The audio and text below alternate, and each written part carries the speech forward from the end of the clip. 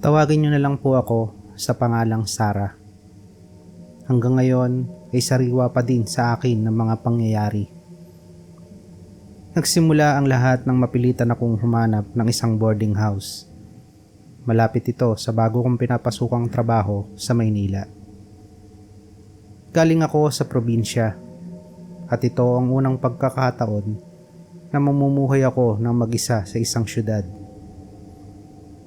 Dahil limitado ang aking budget, isang luma at medyo kaduda-dudang boarding house ang aking natagpuan. Malaki ito at gawa sa kahoy ang karamihan sa mga pader. May 3 palapag din ito. Mura lang ang upa. At yon ang pinakamahalaga para sa akin noon. Ngunit ang desisyon ko palang ito ang magiging susi sa isang kabanata ng buhay ko na puno ng lagim. Ang boarding house ay pag-aari ng isang matandang lalaki at tawagin na lang natin si Mang Ramil. Nung una ko siyang makita, tila ba may kakaiba sa kanyang mga tingin. Malalim ang mga mata niya at bihira siyang ngumiti.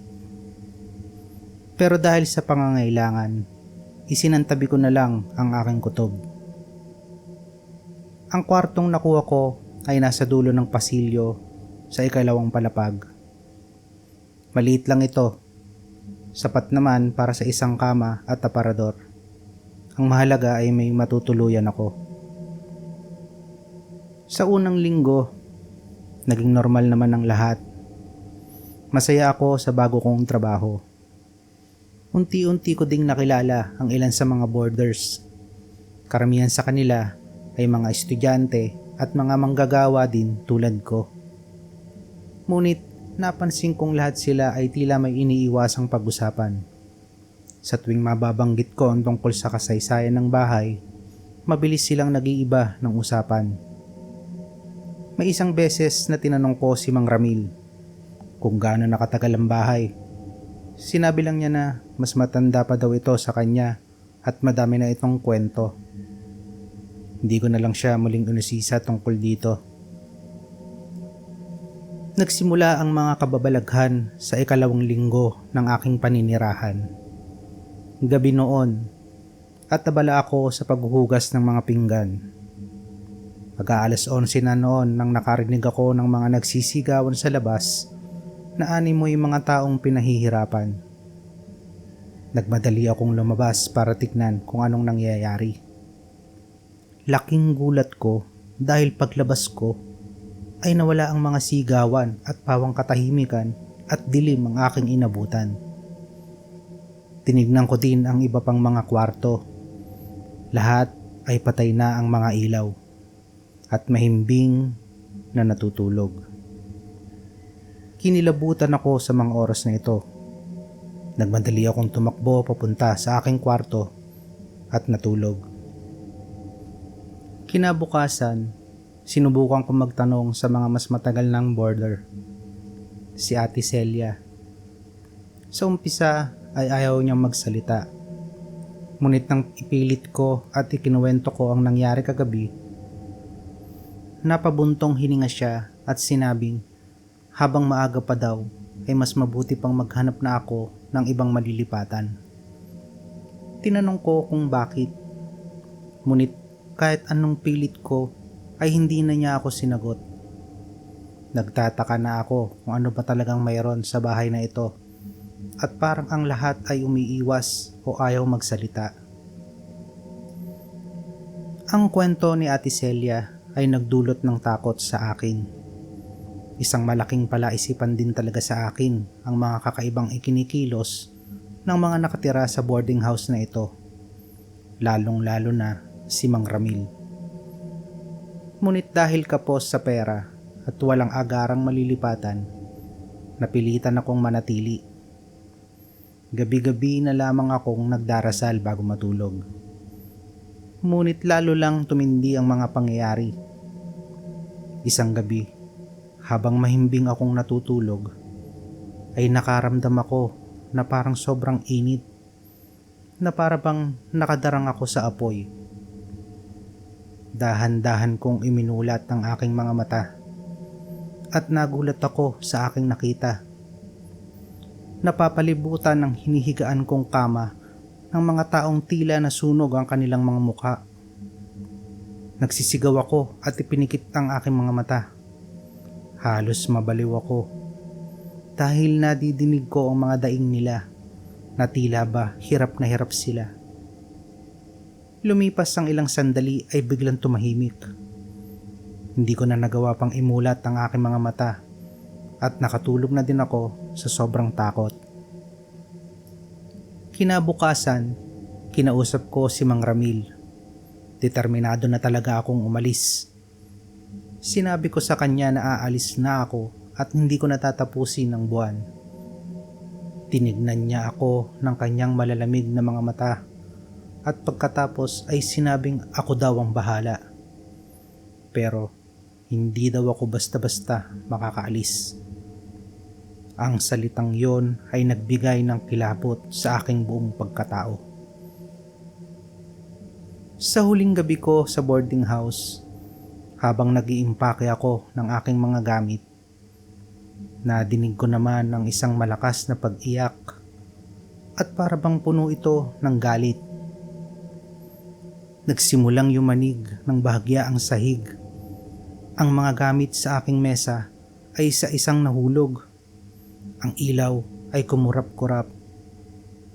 Sa gitna ng kaguluhan, narinig kong muli ang mga sigawan ng mga taong tila pinahihirapan. Nagsimula ding kumalabog ang aking pintuan. Hindi ko na hinintay kung ano pa ang susunod na mangyayari. Nagmadali akong lumabas, dala-dala ang aking mga gamit. Pagtakbo ko sa pasilyo, tila humahaba ito na parabang walang katapusan. Mula sa aking likuran, nadidinig ko ang mga yabag at ang nakakakilabot na pag-iyak na humahabol sa akin. Hindi ko na alam kung paano ako nakarating sa hagdanan. Pagdating sa hagdan ay nahulog ako hanggang sa unang palapag. Pagtingala ko, nakita ko si Mang Ramil. Nakatayo at walang emosyon ang kanyang muka. Humingi ako ng tulong sa kanya, ngunit umiling lang siya kasabay ng nakakakilabot ng ngiti. Sinabi niya na binalaan na niya ako na hindi ako basta-basta makakaalis. Pagtingin kong muli sa kanya ay nakita ko na sunog ang mukha ni Mang Ramil at pati ang mga ibang boarders ay kasama niya na din. Pinilit kong tumayo at tumakbo palabas ng gate ng boarding house. Hindi na din ako lumingon pa. Tumakbo ako ng tumakbo. Walang direksyon. Basta takbo lang. Hanggang sa makarating ako sa isang mataong kalsada. Sa sobrang takot at pagod ay napaupo na lang ako at tumagulgol ng iyak. Lumipas ang ilang buwan at nakahanap na din ako ng bagong boarding house na matutuluyan. Isang araw ay inanyayahan ako ng aking kasamahan sa trabaho sa kanyang kaarawan. At dahil maaga pa naman, napagpasyahan naming maglakad na lang. Sa hindi inaasahang pagkakataon ay napadaan kami sa lugar kung nasaan ang boarding house ni Mang Ramil. Ngunit ang pinagtataka ko ay bakit isa na lamang itong bakanting lote na parabang matagal nang abandonado. Nakita ko ang isang matandang babae na nagtitinda malapit sa boarding house na yon. At hindi ko napigilang itanong kung anong nangyari sa boarding house at kay Mang Ramil.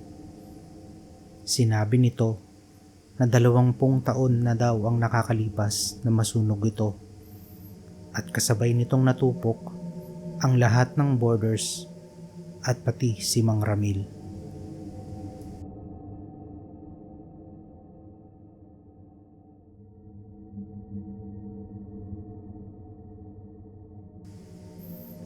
Tawagin niyo na lang po ako sa pangalang Larry. Taong 1995 nang mangyari ang karanasan kong ito sa isang malayong probinsya sa Samar. Nagsimula ang lahat ng ito nang ako ay bago pa lang sa aking trabaho. Isang lumang boarding house ang naging kanlungan ko. Isang bahay na tila bahango sa mga lumang pelikula. Malaki ang bahay at gawa sa kahoy na parabang nababalot ng kalungkutan. Bagamat may agam-agam, ay tinanggap ko na din ang alok na manuluyan doon dahil sa sobrang mura ng upa at sa matinding pangangailangan. Ngunit sa pagpasok ko pala sa bahay na yon, magsisimula ang isang karanasang susubok sa aking katatagan. Ang boarding house ay pagmamay-ari ng isang matandang babae na itago na lang natin sa pangalang Nanay Rosa. Ang bahay mismo ay isang antigong istruktura. Ang sahig na kahoy ay lumalangit-ngit sa bawat hakbang at ang amoy ng lumang kahoy at alikabok ay nangingibabaw sa loob ng kabahayan. Napapaligiran din ito ng malalagong damo at mga matatandang puno na naglalakihan. Sabi ng iilang kapitbahay na nakausap ko, madami na daw ang umupa sa kwartong nakuha ko. Pero ni isa ay walang nagtagal. Ang iba naman ay basta na lang umalis nang walang paalam. Maghahating gabi na noon at unang linggo ko sa bahay na ito nang maranasan ko ang unang kababalaghan.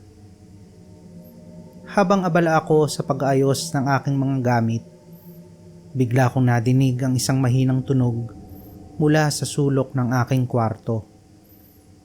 Isang mahinang pag-iyak. Tila boses ng isang batang babae na humihikbi. Inakala kong guni-guni ko lang yon at marahil ay dala na din ng aking pagod. Ngunit muli itong umalingaw-ngaw. Mas malinaw na ito ngayon. Tila nang gagaling ito sa loob ng luma at nakasaradong aparador na nasa tabi ng aking kama. Tumindig ang mga balahibo ko sa aking katawan. Dahil paano naman magkakaroon ng bata sa loob ng aparador na yon, lalo na at nakasarado pa ito. Naglakas loob ako para tignan ito. Dahan-dahan akong lumapit. Nanginginig pa ang aking mga kamay habang hawak-hawak ang siredura ng aparador. Ngunit bago ko pa ito mabuksan, biglang tumigil ang pag-iyak. Kinabukasan, sinubukan kong tanungin si Nanay Rosa tungkol sa bahay.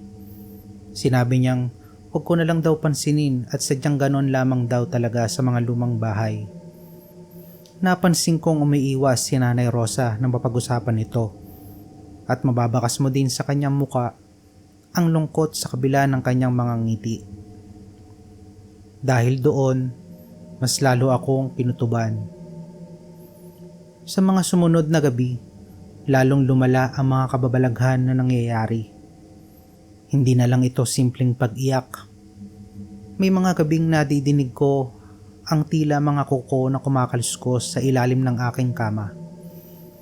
Minsan din ay may naaaninag akong parang batang tumatakbo sa mga sulok ng bahay. Noong isang gabi din, habang mahimbing akong natutulog, nagising ako sa pakiramdam na may malamig na kamay na humahaplos sa aking muka. Sa tuwing imumulat ko naman ang aking mga mata, ay wala akong nakikita. Isang gabi, habang nagbabasa ako ng libro, bigla nag-brown out. Sa liwanag ng buwan na tumatagos sa bintana, ay may naaninag akong maliit na figura sa paanan ng aking kama. Tila isang batang babae na mahaba ang buhok na tumatakip sa kanyang muka. Nakatayo lang siya ron at hindi gumagalaw. Nakaramdam ako ng panlalamig sa aking buong katawan at ang pagbilis ng tibok ng aking puso. Hindi ako makagalaw, hindi ako makasigaw, para akong naparilisa sa takot. Dahan-dahan niyang itinaas ang kanyang kamay at itinuro ang aparador. At sa isang iglap, kasabay ng biglang pagbabalik ng kuryente, ay naglaho ang bata. Kinabukasan, hindi na ako nakatiis. Kailangan kong malaman kung ano ang misteryong bumabalot sa kwartong ito. Pinuntahan ko ang isang matandang residente sa baryo. Itago na lang natin siya sa pangalang Mang Kadyo. Si Mang Kadyo ay kilala sa pagkakaroon ng kaalaman sa mga kwento sa kanilang lugar. Ikinuwento ko sa kanya ang lahat ng aking naranasan. Habang ako'y nagsasalita, nakita ko ang awa sa kanyang mga mata. Dito na nga inilahad ni Mang Kadyo ang mga pangyayari. Madaming taon na daw ang nakakalipas nang mamatay ang nag-iisang anak ni Nanay Rosa. Itago na lang natin siya sa pangalang Lilibet. Si Lilibet ay natagpo ang walang buhay sa mismong kwartong aking tinutuluyan. Ayon pa sa kwento ni Mang Kadyo, si Lilibet ay isang masayahing bata, ngunit naging biktima ng isang karumal-dumal na krimen. Isang gabi, habang mahimbing na natutulog ang lahat, pinasok umano ng isang magnanakaw ang bahay. Ayon sa investigasyon ng mga pulis, maaaring nagising si Lilibet at nakita ang nangyayari. Sa takot ng magnanakaw na makilala siya, tinakpan nito ang bibig ng bata hanggang sa ito ay malagutan ng hininga. Pagkatapos, itinago ang kanyang katawan sa loob ng aparador. At hanggang ngayon ay hindi pa malaman kung sino ang salarin. Sa sobrang pighati, halos mabaliw si Nanay Rosa. Simula noon, ang kaluluwa daw ni Lilibet ay hindi na natahimik at patuloy na naghahanap ng hustisya. Ngayon, naiintindihan ko na ang lahat. Ang pag-iyak, mga kaluskos, pagpapakita at pagturo niya sa aparador. Lahat ng yon ay maaaring meron siyang gustong ipahiwatig at hindi para takutin o saktan ako. Maaari din gusto niyang ipakita sa akin kung saan nagsimula at nagtapos ang kanyang maikling buhay. Bumalik ako sa boarding house na may bigat sa aking dibdib. Pinagmasdan ko ang aparador. Sa pagkakataong ito, hindi natakot ang aking naramdaman, kundi awa. Awa para sa isang inosenteng kaluluwa na hindi matahimik. Isang gabi, nagpasya akong kausapin siya. Naupo ako sa sahig sa tapat ng aparador. Nagsimula akong magsalita at alam kong nasa paligid lang siya. Sinabi kong alam ko na ang nangyari sa kanya at nakikiramay ako. Sinabi ko din na hindi ako yung gumawa ng masama sa kanya at hindi ko siya sasaktan. Biglang umihip ang malamig na hangin sa loob ng kwarto. Ang pinto ng aparador ay dahan-dahang bumukas, kasabay ng mahinang langit-ngit. Sa loob, wala namang kakaiba maliban sa mga lumang damit. Ngunit sa sahig nito, sa ilalim ng isang tabla na medyo nakaangat, may nakita akong kumikinang. Kinuha ko ito, isang luma at maliit na kwintas na may pendant.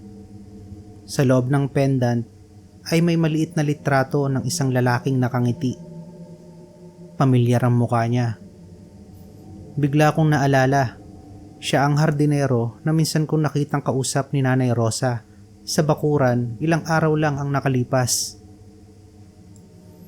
Ang lalaking laging nakayuko at tila may tinatagong mabigat na lihim. Ang lalaking sinasabi ni Mang Kadyo na bigla na lang nawala matapos ang insidente at kamakailan lang ay bumalik sa probinsya. Siya si Carlos. Dala ang kwintas, dali-dali kong pinuntahan ang istasyon ng pulis. Ipinakita ko ang ebidensya at ikinuwento ang lahat. Mula sa mga kababalaghan hanggang sa kwento ni Mang Kadyo. Sa una, nag-alinlangan sila. Ngunit dahil sa bagong ebidensya, muli nilang binuksan ang kaso. Hindi nagtagal, dinakip si Carlos. Sa interogasyon at sa bigat ng kanyang konsensya na pinukaw ng muling pagbubukas ng kaso, umamin siya sa lahat. Pagnanakaw lang daw talaga ang kanyang pakay. Ngunit nataranta siya ng magising ang bata. Ang kwintas ay nahulog mula sa kanyang leeg habang itinatago niya ang katawan ni Lilibet. Nang gabi ding iyon, bumalik ako sa aking kwarto. Isang kakaibang kapayapaan ang bumalot sa buong paligid. Ang mabigat na pakiramdam ay napalitan ng magaan na pakiramdam. Dumungaw ako sa bintana at nakita ko si Lilibet. Nakangiti at kumakaway habang unti-unting naglaho ito sa liwanag ng buwan. Kinabukasan, kinausap ako ni Nanay Rosa. Nagpasalamat siya sa akin. Sa unang pagkakataon, nakita ko ang tunay ng ngiti sa kanyang mga labi. Masaya akong nagpaalam kay Nanay Rosa dahil nakamit na niya ang kapayapaan at hustisya para sa kanyang anak.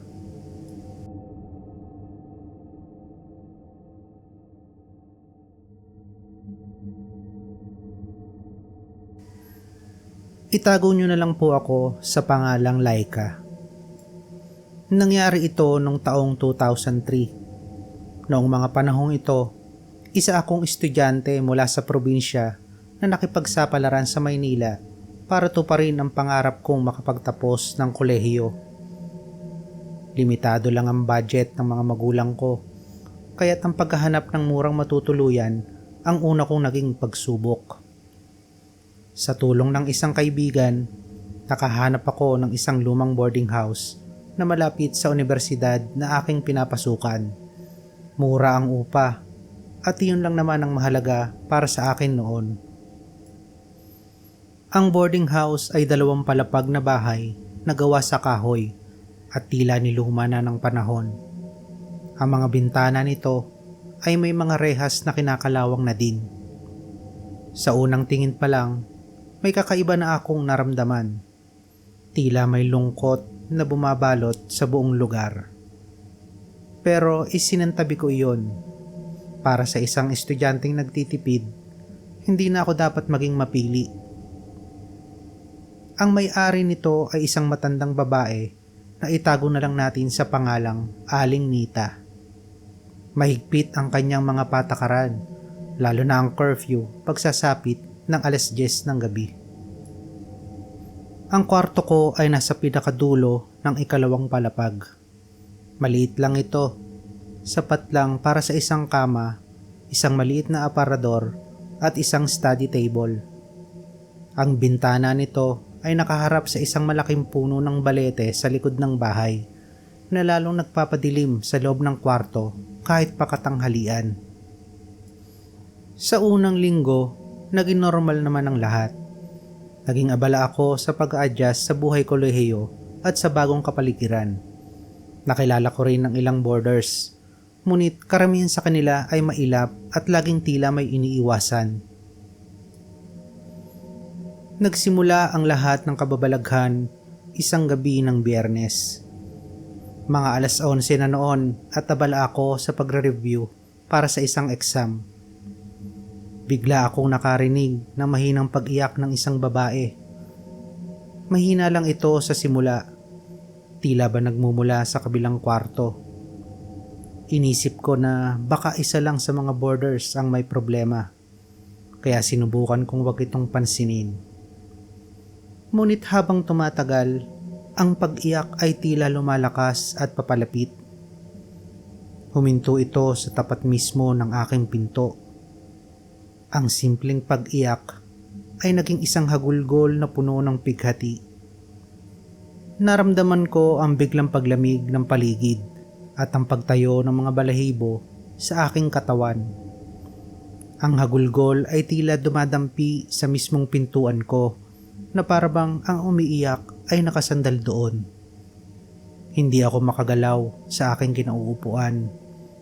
Takot ang nanaig sa akin. Pagkaraan ng ilang minuto, bigla din itong tumigil. Kinabukasan, sinubukan kong tanungin ang mga kalapit kong kwarto. Itago na lang natin siya sa pangalang Ma'am Pepe. isang lalaking matagal nang residente doon.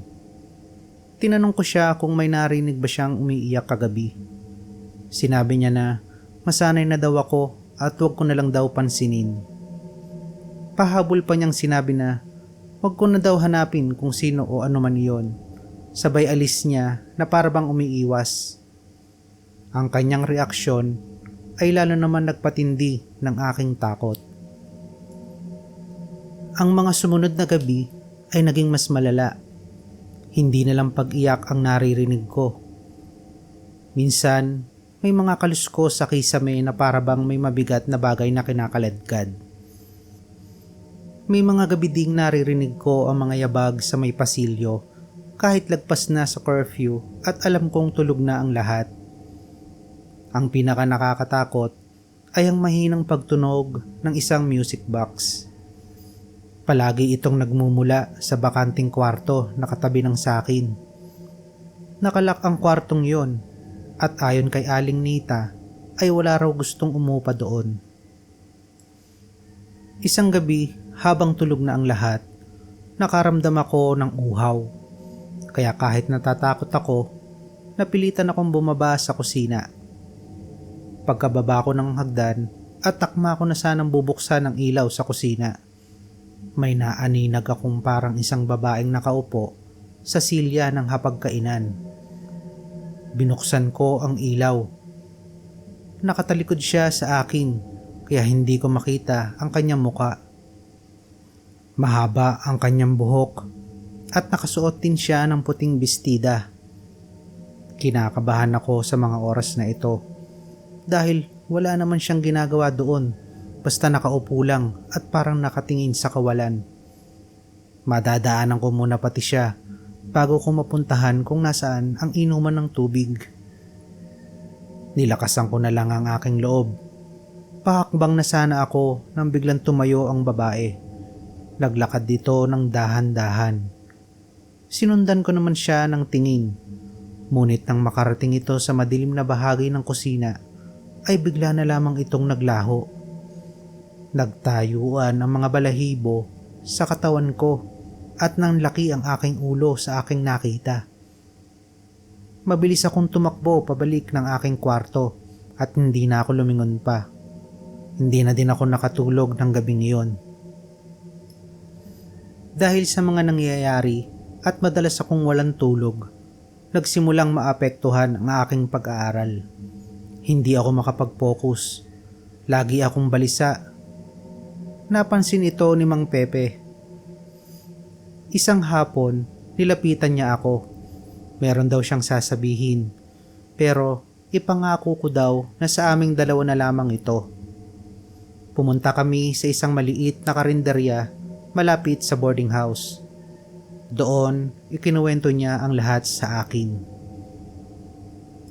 Noon daw ay may isang dalaga na umupa sa bakanting kwarto na katabi ng sakin.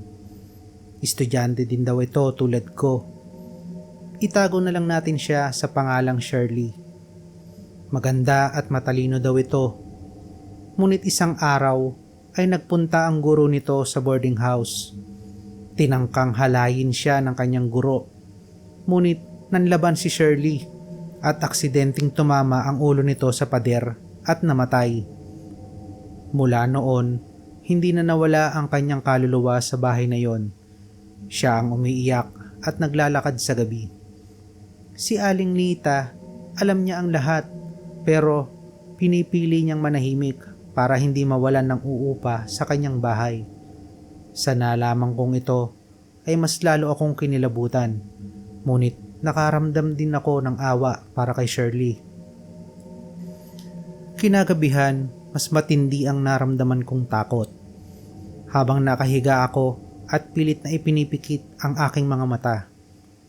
Narinig ko na naman ang pagtunog ng music box mula sa katabing kwarto. Pero ngayon ay iba na. Kasabay ng tugtog ay ang mahinang pagbukas ng pinto ng kwartong iyon. Nadidinig ko din ang mga langit-ngit sa mga oras na yon na lalong nakadagdag sa aking takot. Halos pigil hininga ako habang pinapakinggan at pinapakiramdaman ang mga mangyayari. Naiiyak na ako sa mga oras na ito at hindi ko na alam ang gagawin. Nagtago na lang ako sa loob ng kumot at pigil na pigil sa aking paghinga. Ilang minuto pa ay tumahimik na muli ang paligid. Ngunit biglang may kumalabog sa pintuan ng aking kwarto. Pilit din itong pinipihit ang doorknob, tapos ay hihinto ito saglit at muling pipihitin na naman. Para na akong mababaliw sa takot. Nagsimula na akong magdasal ng paulit-ulit. Bigla naman tumigil ang pagpihit. Akala ko tapos na. Ngunit biglang may sumigaw na boses ng babae sa aking tenga. Hindi ko na kinaya. Sumigaw na ako ng malakas. Isang sigaw na puno ng takot at desperasyon. Ilang sandali pa ay narinig ko ang mga yabag ng ibang boarders na nagising. Bumukas ang ilaw sa pasilyo. Nang may kumatok at tinawag ang pangalan ko, dahan-dahan akong bumangon at nanginginig na binuksan ang pintuan. Wala akong nakitang kakaiba sa labas, bukod sa mga boarders na nag-aalala sa kung anong nangyari sa akin. Sarado din ang katabing kwarto na dating inuupahan ni Shirley. At wala ding bakas na nabuksan ito o anuman. Kinabukasan, hindi na ako pumasok sa klase. Inimpake ko lahat ng gamit ko. Hindi na din ako nagpaalam kay Aling Nita. Nag-iwan na lang ako ng bayad sa upa sa ibabaw ng mesa at dali-dali akong umalis. Habang papalayo ako sa bahay na yon, lumingon ako sa huling pagkakataon. Sa bintana ng dati kong kwarto, may naaninag akong isang anino ng babae. Si Shirley yon, nakatayo at nakatitig lang sa akin habang paalis ako sa boarding house na yon.